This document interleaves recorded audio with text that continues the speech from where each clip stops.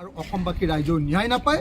মই বাৰম্বাৰ আপোনালোকক কৈ দিছোঁ যে চৰকাৰে এই ঘটনাটোক হত্যাকাণ্ড বুলি দিব, কিন্তু হত্যাকাণ্ড বুলি প্ৰমাণ কৰিবৰ কাৰণে কোনো ব্যৱস্থা নাৰাখে আৰু এনেকৈ শ্যাম কানু আৰু সিদ্ধাৰ্থক বচাবৰ কাৰণে ব্যৱস্থা লৈছে। হিমন্তটো ভেকু ভাওনা, হিমন্ত বিশ্ব শৰ্মাই আপোনাৰ শ্যাম কানু মহন্তক বচাবৰ কাৰণে, আপোনাৰ হিমন্ত বিশ্ব শৰ্মাই সিদ্ধাৰ্থ শৰ্মাক বচাবৰ কাৰণে, হিমন্ত বিশ্ব শৰ্মাই আৰু অন্যান্য মানুহবিলাকক, তেওঁলোক যিহেতু বিজেপিৰ লগত জড়িত, RSSৰ লগত জড়িত, তেওঁলোকক বচাবৰ কাৰণে আৰু জুবিন গাৰ্গৰ প্ৰতি অন্যায় কৰিবৰ কাৰণে এই কাম কৰি থকা বুলি অনুমান কৰিছোঁ আৰু সেই কথাটো আমি জুডিচিয়েল কমিশ্যনৰ আগত স্পষ্টকৈ জনাই দিছোঁ।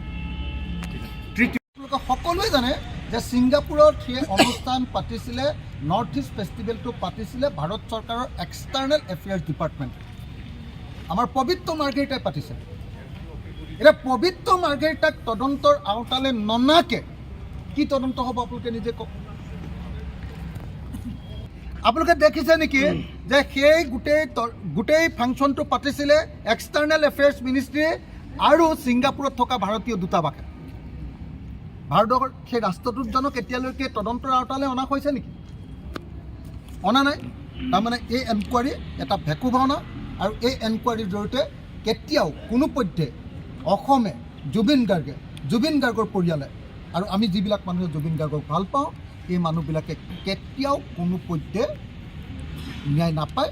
আৰু সেইকাৰণে আমি আজি এনকুৱাৰী কমিশ্যনৰ ওচৰত আমাৰ এফিডেভিট দি, আমাৰ শপতনামা উইথ নটাৰী কৰি দি আমি চৰকাৰক এনকুৱাৰী কমিশ্যনক কৈছোঁ যে এই তদন্ত ভুল হৈছে আৰু এই শুদ্ধ তদন্ত কৰিবৰ কাৰণে আমাৰ জুডিচিয়েল এনকুৱাৰী কমিশ্যনে আপোনাৰ SITক তেওঁলোকৰ তদাৰকীৰ ভিতৰত তদন্ত কৰাবৰ কাৰণে বাধ্য কৰাব লাগে।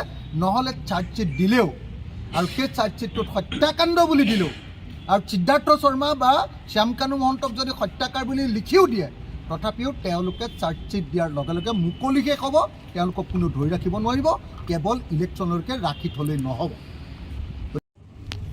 সেইটো কোৰ্টত গৃহীত নহ'ব বুলি স্পষ্টকৈ ঘোষণা কৰিছে। এতিয়ালৈকে আপোনালোকে সকলোৱে জানে যে অসমৰ কোনো কোৰ্টে লেটাৰ্ছ ৰেগুটৰী বা লেটাৰ অফ ৰিকুৱেষ্ট ছিংগাপুৰ কোৰ্টলৈ বা ছিংগাপুৰৰ কম্পিটেণ্ট অথৰিটিলৈ পঠিওৱা নাই। কেৱল আৰু কেৱল SIT এবাৰ ছিংগাপুৰলৈ গৈছিলে আমাৰ হোম ডিপাৰ্টমেণ্টৰ সহযোগত, ভাৰতৰ হোম ডিপাৰ্টমেণ্টৰ সহযোগত। আৰু আপোনালোকে সকলোৱে জানে যে হোম ডিপাৰ্টমেণ্ট এনেও